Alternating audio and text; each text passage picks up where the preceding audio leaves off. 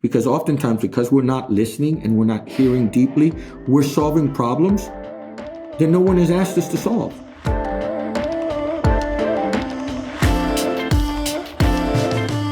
Hello, friends, and welcome to the Global Leadership Podcast. My name is Whitney, and I'm so glad you're here today. What if I told you that today might be one of those days where you lean into something that changes how you lead? Something unexpected but powerful. Because here's what I believe. When you decide to grow, when you decide to press in, great things happen. It might not look the way you expect, but it's real. When a leader gets better, everyone wins. I love saying that because I believe it with my whole heart. So thank you. Thank you for choosing today to invest in your leadership. Our guest for this episode is Gabriel Salguero, who sat down with David Ashcraft just last week. Before we dive in, I'd love if you do me a favor. Hit subscribe if you're watching on YouTube, because I want you to be part of every leadership conversation we bring your way. Practical, real-world stuff that you can practice. Thanks so much. Let's get started. The world is beautifully diverse. I love that. I also know it can be really hard. Maybe you've experienced that tension, or maybe you're navigating differences of age, gender, culture, race, background. Maybe you grew up in a place where everyone looked like you. Maybe you didn't. Whatever it was, you've likely seen both the beauty of diversity and felt the weight of misunderstanding. My family and I live on an incredibly diverse street, and we love it. We are truly neighborhood people, and one whole side of our street comes from different countries and different backgrounds. In getting to know them, I have learned we have different religious beliefs, different day-to-day practices, and we vote differently too. Now that it's nicer outside, one of our favorite things to do is to pull out a lawn chair and sit in our driveways together while we watch our kids play. We end up talking about all sorts of things, some easy and some hard. But we have learned how to love one another despite our differences. Is it easy? No way. Do I bite my tongue sometimes? Sure. Do their thoughts have me thinking extra hard about why I believe? You bet. But knowing them has made me a more well-rounded human. And for that, I'm really grateful. If any of that resonates with you, then this episode is for you, because our guest today, Gabe Salguero, is a bridge builder. He knows what it means to lead, not just in your comfort zone, but across difference. Gabriel is a pastor of the Gathering Place in Orlando, Florida. He's founder of the National Latino Evangelical Coalition and has served in big spaces like the White House Faith-Based Advisory Council. He's been widely recognized for his leadership, for bringing voice to young men, for criminal justice reform. And in this episode, he and David dig into what it takes to lead well in our diverse world. I know I need this conversation. I believe you do too. So let's listen in.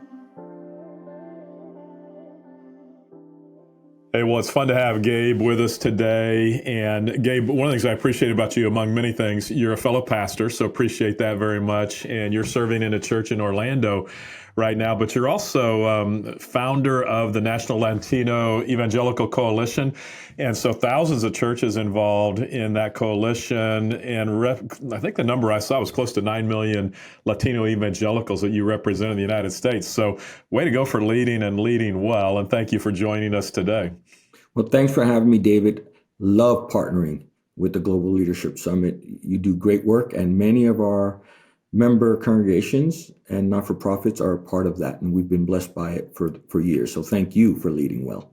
You're welcome. Well, it's good to have you a part of this. And I think it's already been said, but it was great to have Gabe as one of our speakers at this year's summit. And so very much appreciate this budding relationship, we hope, and getting to know you more, but hearing from you as well. So thank you for that. I'll also just say real quick that Gabe has a wife, Jeanette, and then 2 sons live in the Orlando area. And Gabe, let me ask you maybe just first a little bit about your leadership background. It's interesting because you've been named by the New York Times, by various periodicals, and different organizations as being a very prominent leader in especially the Latino evangelical world. And so go back to some of your roots. When did you first figure out that you were a leader, or did you figure that out? And how did you kind of grow into this leadership role that you're in today? I think the first thing was I had great mentors that believed in me and challenged me to use my voice to speak with and alongside others. And so I have to, obviously, most people would say this and it sounds cliche-ish, but it's the truth. My mother and my father were great leaders. They were pastors for 50 years in New Jersey. And so part of their leadership and their kind of posture of service and speaking with people rubbed off on me. I learned it at home. And I think the second thing is I was in high school and I was the first male cheerleader in my high school. And I think that was a leadership opportunity because that came with a lot of people making comments. And so I was a junior in high school and I became a cheerleader my junior year, first male cheerleader in my high school. But after that, the second year, I had 5 other guys join.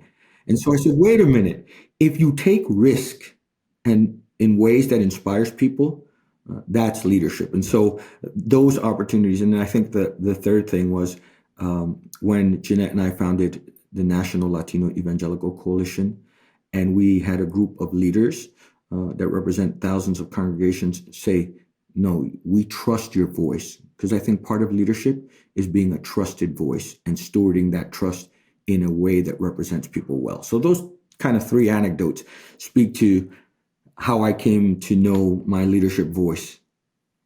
So I also have to be the son of a pastor. And my story, Gabe, I was very determined not to ever be a pastor. That's not because I didn't like my dad or what he did. I just didn't like, people always told me I was going to be a pastor and I didn't like that. But did you always think that being a pastor was going to be your trajectory, or what kind of led you into the pastorate? I was running in the opposite direction, David, because people were like, oh, you're a pastor's kid, you're going to be a pastor. And I totally, if I'm honest, I detested that. So I was actually first going to go to law school. I wanted to be a lawyer. So I studied political science as an undergrad, got accepted into seminary and law school. And I had to make a decision. And that's where I really felt a strong call that I could serve people best as a pastor. And so that was my initial inkling. I said, I'm going to be a lawyer, and actually thought about entering into politics. But in that juncture in my early 20s, I felt a call to join my father and mother's profession. Yeah, that's fun to hear that. That's so similar to my story, where I was determined not to be a pastor, studied business at Texas Tech University, was going to go to law school as well. And when it came time to apply to law school, chose to apply to Dallas Theological Seminary and study Bible and theology then. So interesting I know I liked you, but that connection is fun to hear. Yeah, so, PKs get along. We have some war stories. Exactly. Now I got to go back and ask you one question about the cheerleading thing. Is that something that you aspired to be, or how in the world did you decide to be the first male cheerleader in your high school? What drove that? Shallowness.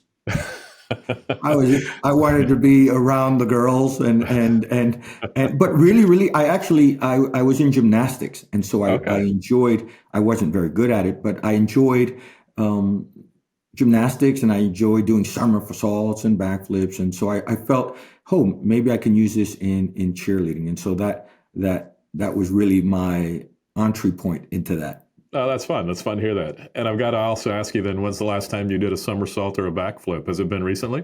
You're not going to believe this, David. There was a Children's Day at our church, and I told the kids, I used to be a cheerleader. I could do flips. And they all got around and just kind of, Pastor, you can do it. Pastor, you can do it. And they started cheering. And the adrenaline got to my head, and my head was trying to cash checks. My body could not cash. And so I did it. I did a flip. It was like a year ago. and I needed Ben Gay for about 2 months. I was going to say, have you recovered yet? So that's fun. That's good. Yeah, well, good for you. So, Gabe, at the summit, you talked a good bit about bridge building or being a bridge building leader. You talked about, you also used the term hyphenated leader. So can you describe that a little bit? What does that even mean? And obviously, it's something it sounds like that you've been a part of for a good part of your adult life and maybe even earlier than that. So describe that a little bit, what that looks like and what it means. Look, a hyphenated leader is a person who listens well in a way that makes connections where connections may not have existed before. And so a hyphenated leader tries to build consensus where it is possible and does it in a way that people feel heard and people feel listened to. And so a hyphenated leader knows how to live between worlds. Mm-hmm. You know how to live in the tension. You know how to live in conflict. You know how to live in complexity. Because I think the leader of the 21st century has to navigate complexity, has to navigate AI, and has to navigate the cybernetic revolution, and has to navigate all of the challenges of ethics and AI, has to navigate a increasingly diversified country with very, very many cultures, and where leaders now are leading 6 generations in their places of business or their congregations. And so the hyphenated leader knows how to navigate that complexity where everybody feels seen and heard in a way that moves our goals forward.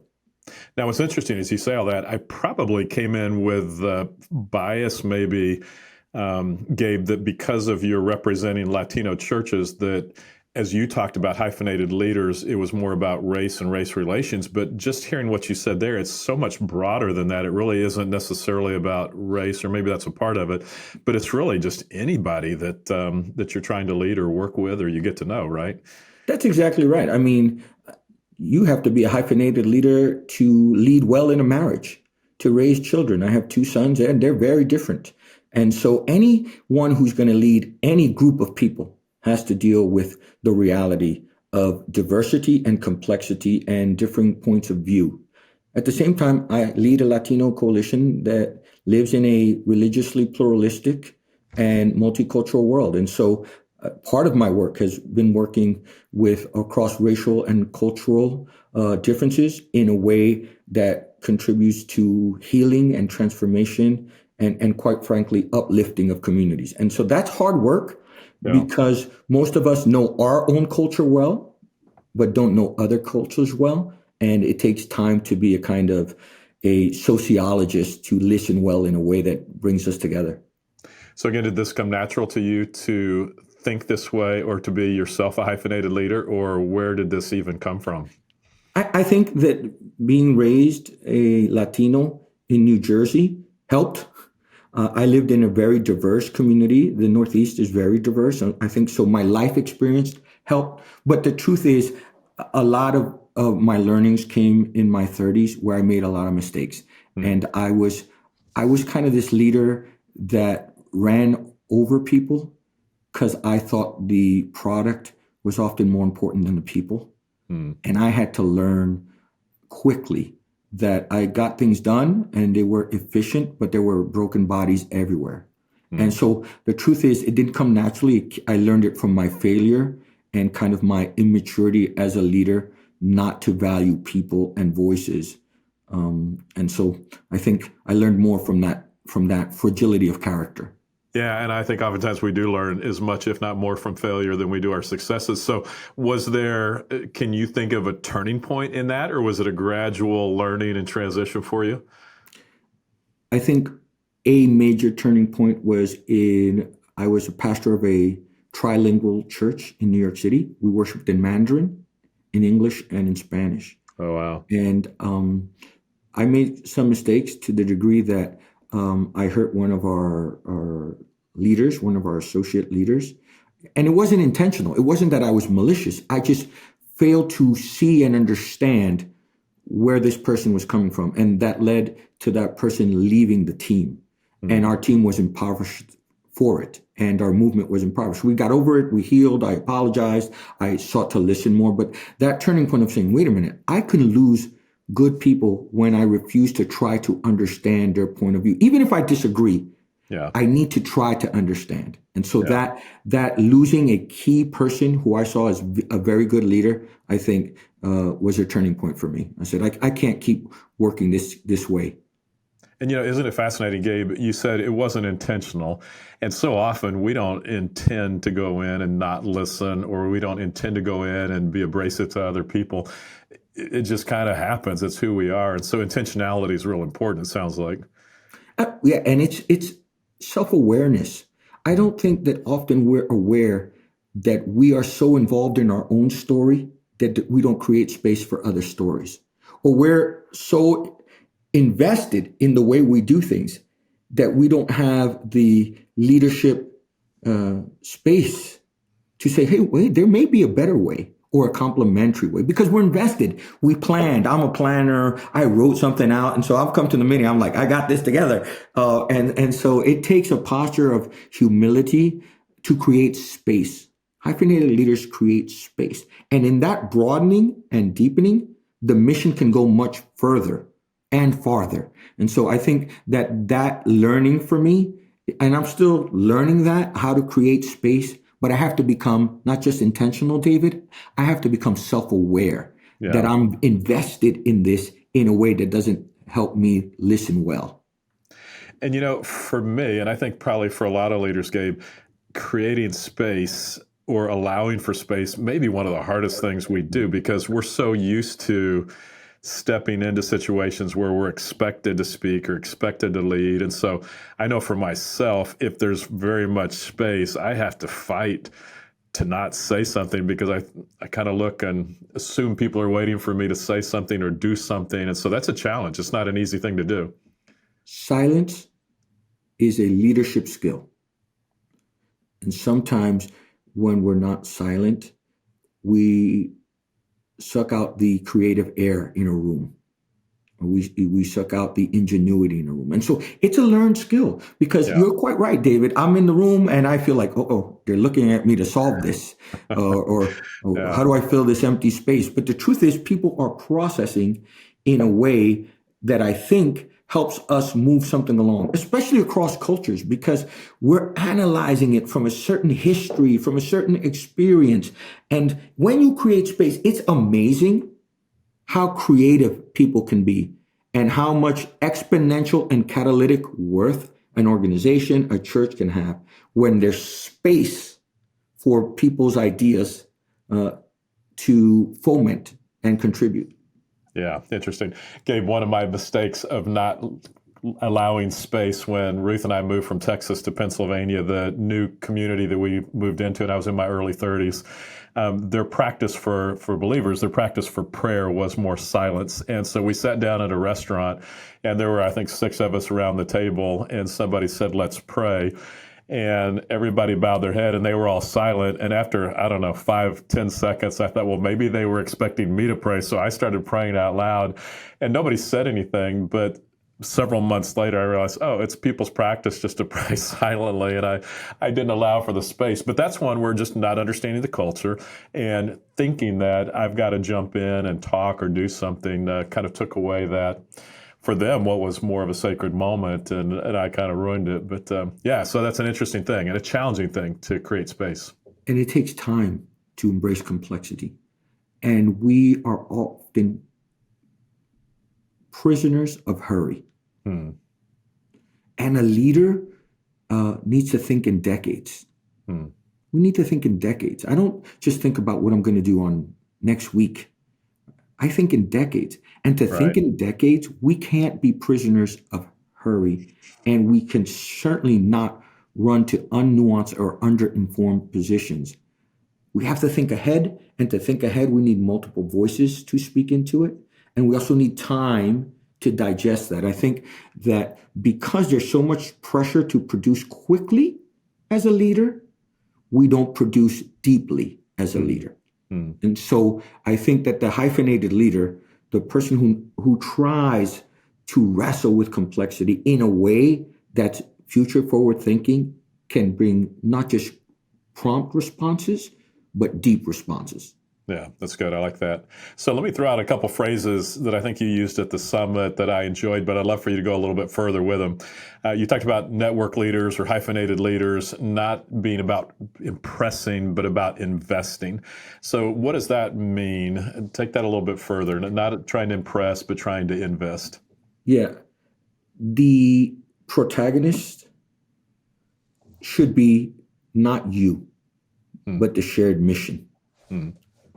And to have a shared mission, people need to feel you're invested in them, invested in their potential, invested in their personal growth and personal maturity. But if we think that I need to be the protagonist, I need to be the star of the show, and instead of saying the shared mission, the shared calling, the shared goal, the shared objective is more important than me outshining people, we won't be invested in people.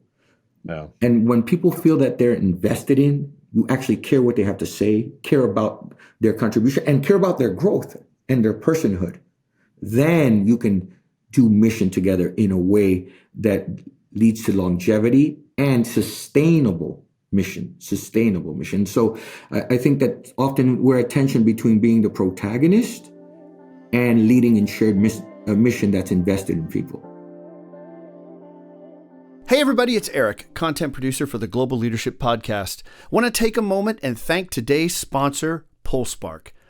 They say the average goldfish has an attention span of 9 seconds. With all of our screens and distractions, it feels like we humans don't fare a whole lot better. No wonder leaders have a hard time keeping their audiences engaged. You can grab attention, but getting people to retain your message, that's the real challenge. And that's where PulseSpark excels.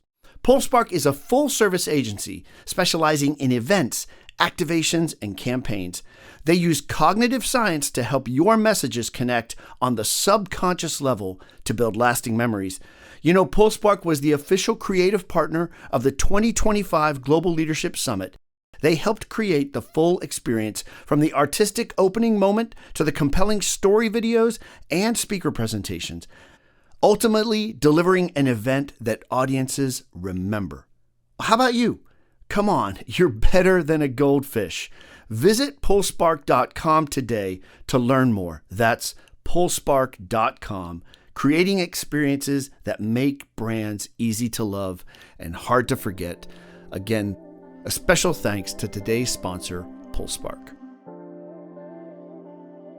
Yeah, I like that. With just so much the idea of I can probably go faster by myself, but I can go further with others. And that's kind of what you're saying there. And I like that a lot. What about listen through difference? You can't heal what you haven't heard, so sit before you solve.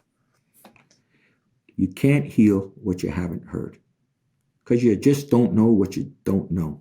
And so you don't know the real problem till you've actually heard the root causes of the problem, the manifestations of the problem. And that's in business. That's whether you're a psychologist, that's whether you're doing a startup or you're a church planter or you're a pastor. You have to understand, but to understand, you have to sit and hear not just the words that people are saying, but the tonality with which they say. Is it out of a place of joy? Is it pain? Is it frustration? To hear is not just to hear the words, but it's to hear the emotion behind it, to hear the genealogy. What's going on when this person is speaking about this issue? Does it bring them joy, excitement? Are they excited about it? Or are they frustrated about it? And so to hear is the capacity to sit with people's complexity, even while you're wrestling with your own complexity. And then you can provide a solution.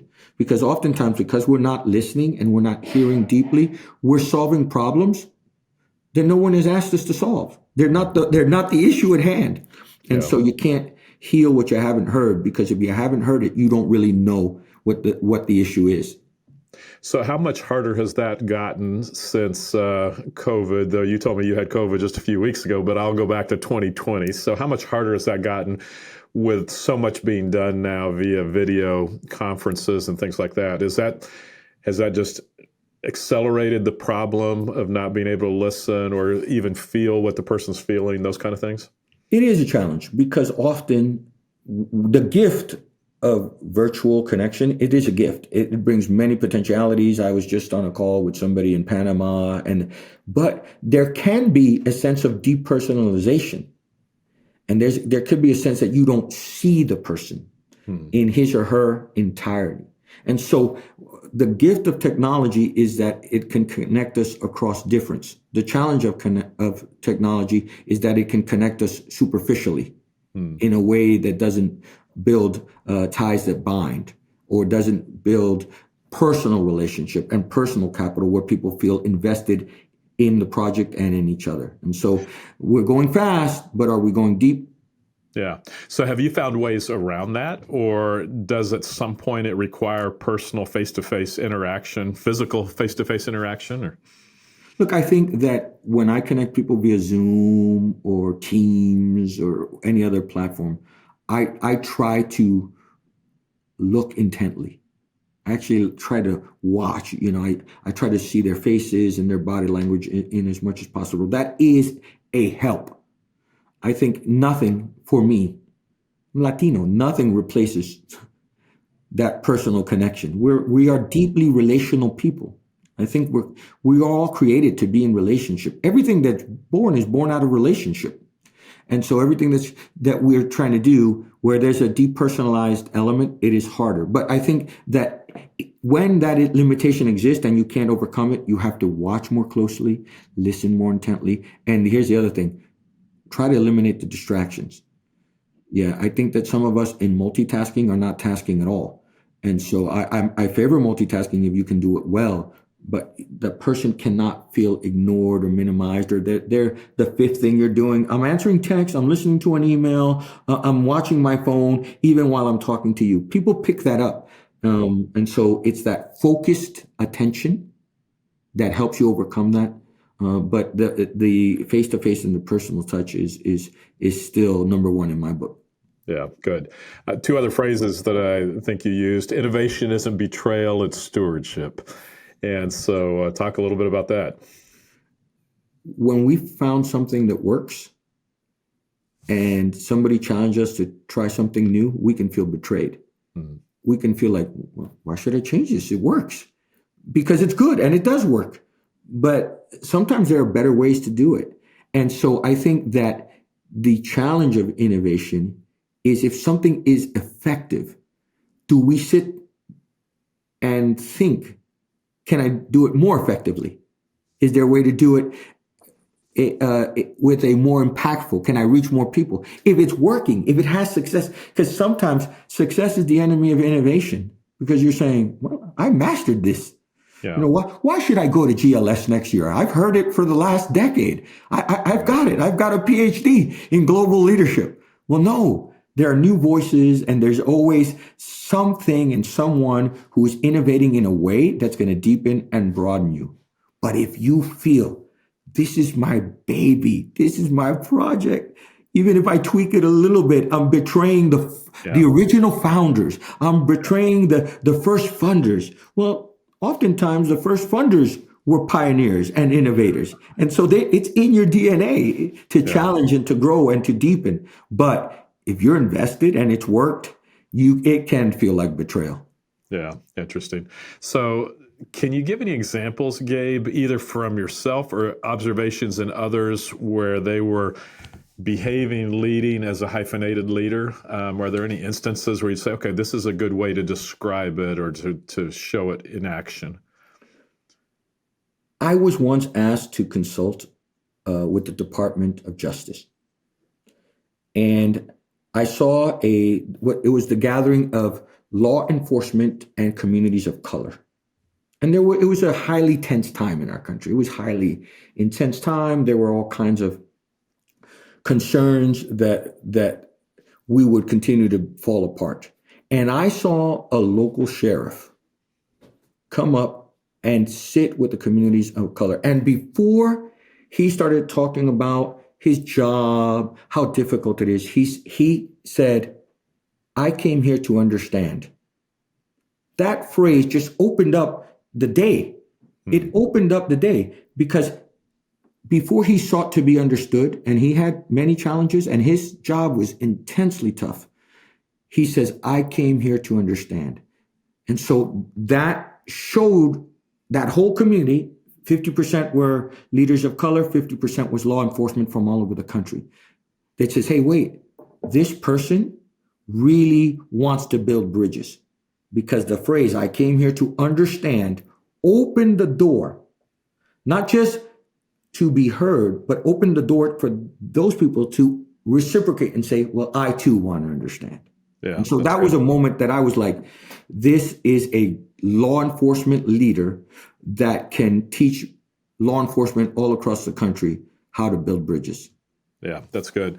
So talk a little bit about the tension. I mean, it feels like there could be a tension, Gabe, where what we've been saying thus far is to be a hyphenated leader, you need to just slow down, you need to be quiet, you need to listen, observe, learn from others. But all of us as leaders, I think, have this propensity for action. Mm-hmm. And so I would think internally there's this tension of, man, I need to do something. And so how do you balance that between action and listening? Is there a point where you go, okay, it's time to move now? Or yeah, because listening is action, and it's leading you to informed action. Okay. And so you want to take action that is deeply informed. But the truth is that there is such a thing as, paralysis of analysis. There is such a thing as inertia.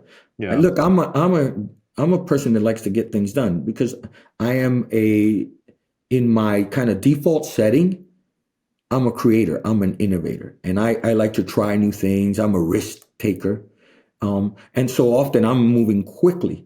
But what I've discovered is that I can balance action and listening in a way that says, I set boundaries of say, hey, look, this is how much time we're going to listen and seek inform.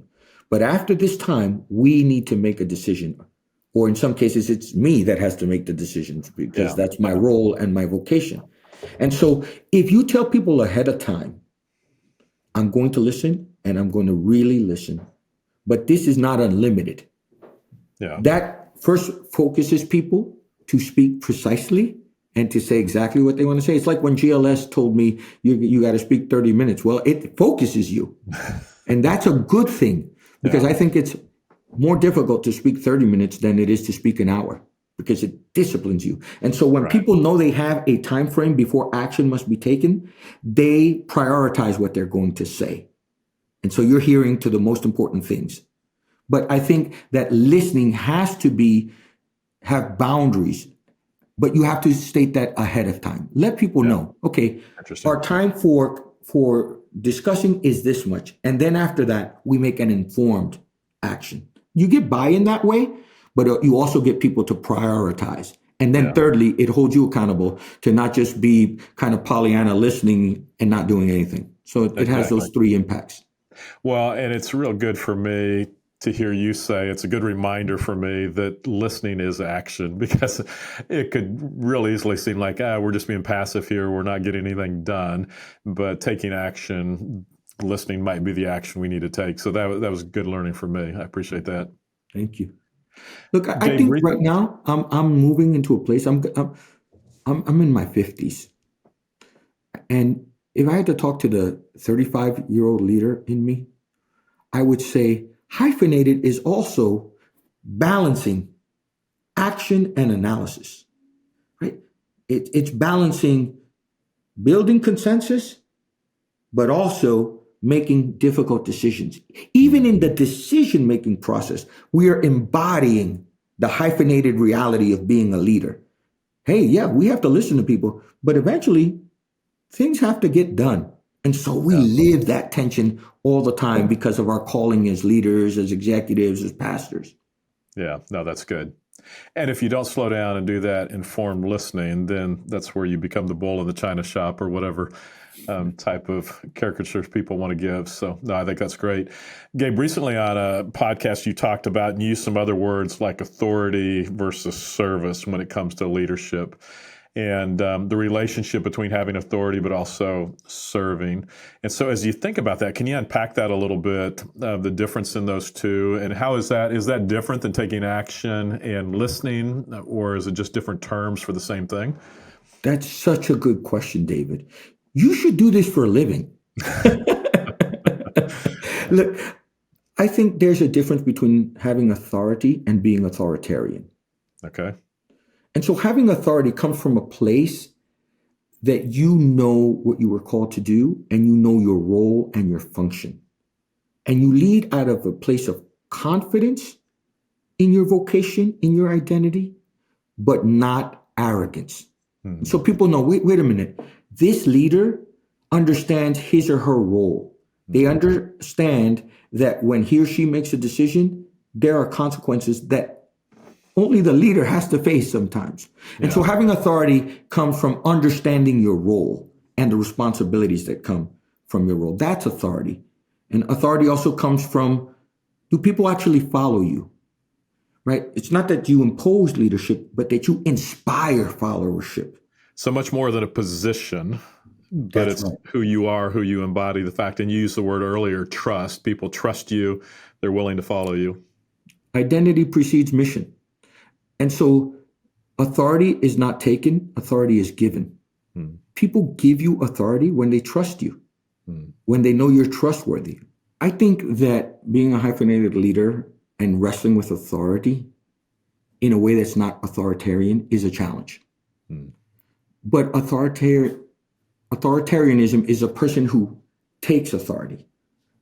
To have authority is given, it's earned. You don't rob it, you don't impose it. It's not impositional and it's not positional. People give you authority when they know you're a trusted leader and they can trust your judgment, trust your voice, and trust your character. And so you have authority, but that's not the same as being authoritarian. And so there's a difference between an executive and a dictator. There's a difference between kind of an innovator and someone who imposes his or her thoughts on everyone. And so authority is important. You shouldn't abdicate authority because you have to take responsibility for your decisions and how they impact your organization, your church, and so forth. But authority is given when you earn people's trust, respect, and they trust your judgment and your voice and your character. And Gabe, what's so important about that, as you say all of that, is that sometimes we get hung up on what our title is, or we'll have people that feel like they have to have a certain title in order to be able to lead. What you're describing and what we talk about at the GLN all the time is that everyone has influence. And so it doesn't matter the position you're in. You could have more influence in an organization or in your family than anybody else just because you've gained that trust, you've gained that willingness of others to follow you. And so, yeah, I love what you're saying. Identity precedes mission. Most people are leading before they get the title. The title is a result of the work they've done and the lives they've changed and the projects they've led. And so usually, position doesn't precede leadership. Interesting. Leadership precedes position. And when people recognize trusted leadership, servant leadership, and influence, oftentimes the title follows the work you've already done and the projects you've already led. And so oftentimes titles don't precede leadership. Leadership precedes the title. So go back and talk to you. Earlier you said if you could go back and talk to the 35-year-old you, go back to the 25-year-old you or the 25-year-old me, because when we're in our 20s, we want the position, we want the title, and you're somewhat saying, it may not be about the title and slow down. So what would you say to the 25-year-old Gabe or the 25-year-old David about leadership? The first thing I would say is if you are a leader, it will show. It will show in the work you do, in how you treat people, in the character you develop, in the things you create. And so leadership shows itself. How? Don't seek the position. Do the work. And the work will open the door for the position you may need to have to lead in that organization. But if you do the work faithfully, that will open the doors to positions. Most people pursue the younger me. This was me, so I'm sure I'm not the only 25-year-old that says, if I only had this title, man, could I change the world? Yeah. Maybe if we change the syntax of, while you're changing the world, titles will open up. Not if I had the title, I will change the world. It's while I'm changing the world, people will honor that change with the title or the position. Yeah, that's good. I like that. So back to the discussion between authority and service. So is the service side, is that really just doing the act, what you just said there to the 25-year-old you, just do the work and then the leadership, the authority comes? Yeah. Service is a part of authority. People are inspired to serve when they see the leader serve. That leader may serve in a different capacity. It's not the same functionality, but they see that the leader is serving to execute the project, the mission, the vision. You know, Craig said at one of these leadership summits, he says, sometimes it's often boring. Authority and position can be flashy, and service can also often be anonymous and boring. But it's the thing that builds the bridge, no pun intended, hyphenated leader, bridge builders, to the authority. And so authority and service are connected in this way. When people see your service, they grant you authority. That's good. I like that. Gabe, it's fun listening to you talk, and it's obvious that you are leading and you're leading well, and that you know what you're talking about. But can I ask you one other question? It may not even be a fair question, so feel free to say so. Okay. In one of the descriptions of you, it talks about you being a powerful voice on issues that affect close to 9 million Latino evangelicals. So as somebody that, and I know nobody speaks for everybody, and one person can't speak for 9 million people, but what do you think Latinos wish the rest of us knew? Whether it comes to leadership, for how we behave as leaders, or just in general, representing that segment of our population, what do you wish we knew, or what do you wish you could say to us? You're right, David, in that no one speaks for all Latinos or Latinas in the U.S. 1 out of every 4 children born in the U.S. is Latino or Latina. Is that right? 1 out of every 4. Yeah, Wow. and there are only almost 70 million Latinos in the U.S., of which a little over 9, close to 10 million are self-identify as evangelical. So it's a lot of them. Yeah. Here's what I would say. We want other cultures in the U.S. to know we're not invisible, that we have something to contribute. Not better than other cultures, not worse than other cultures, complementary.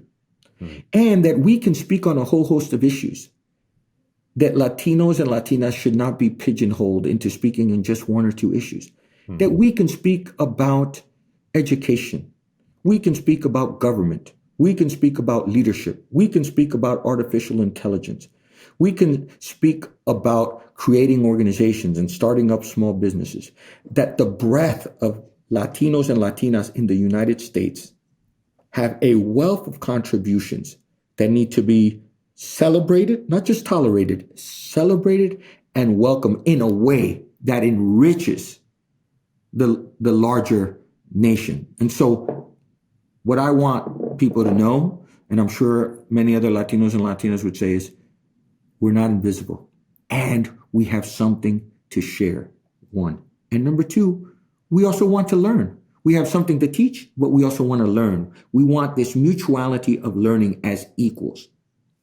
And the last thing is, our commitment to the most vulnerable needs to be shared across cultures. I'm a Christian. That's my primary calling. I am a follower of Jesus. And Jesus always called us to remember the poor, the widow, the orphan, and the stranger. And I think that the Latino church in America, and Latino not-for-profits, and Latino leaders and Latino educators, that is a gift we bring to the larger conversation. A gospel-centered commitment to the most vulnerable. Yeah, that's good. Gabe, where does that sense of being invisible come from? Is it just more the personality of the Latino culture, or is it a lack on our part of awareness, or where would you see that coming?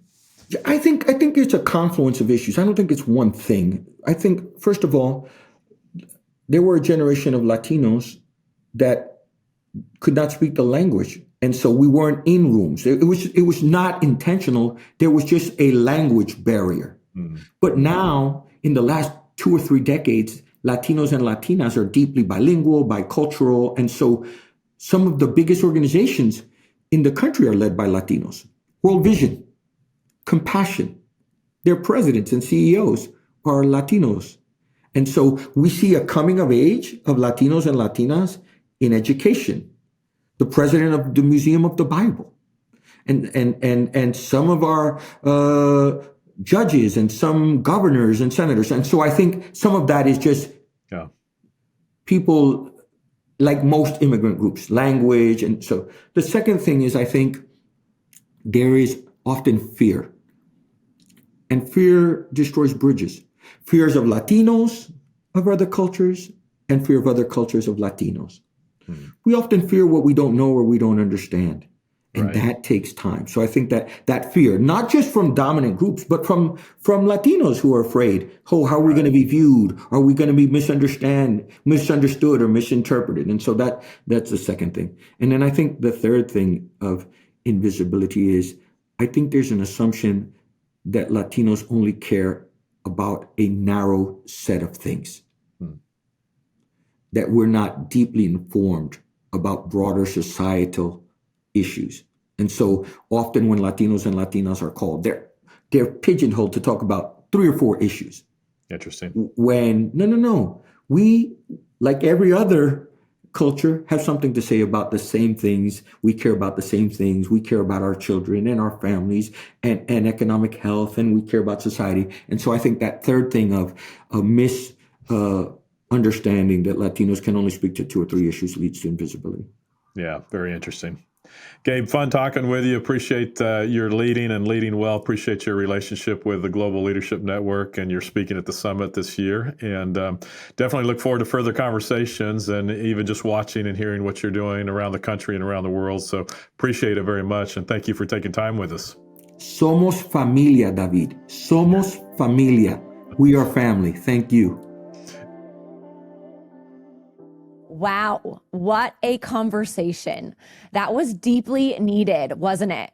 What stood out to me was when Gabe said, listening is action.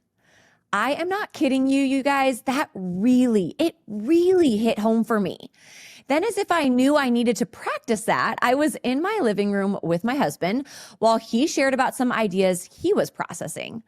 I found myself wanting to interject often, but because of Gabe's clear direction about the value of listening and that it is in fact an action, I held back my words that day.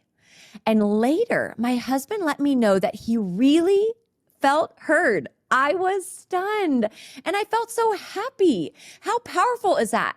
By reframing listening as an action, I was able to see it as movement forward. And my husband, the person I love the most, felt heard. That's incredible. Listen, what if you picked one thing from Gabriel's words, just one bridge to build this week? Maybe it's a conversation you've been avoiding. Maybe it's extending grace where you hadn't before. Maybe it's listening more than speaking. Whatever it is, start there. Because being a leader, you guys, it does not mean waiting until we're perfect. It means starting where you are with what you have. So permission granted. I am allowed to be a work in progress. You're allowed to make mistakes and learn. If this episode encouraged you, I want to challenge you to do something practical this week. Take one step toward what stirred you. It doesn't have to be big. Seriously, it does not have to be big. Maybe just send that message. Maybe share what you learned with someone. Maybe share this podcast episode with someone you want to talk about it with. Maybe adjust something in your leadership environment. As always, I'm so glad you joined us today. I know you're striving to create real impact. And listen, I want you to know this.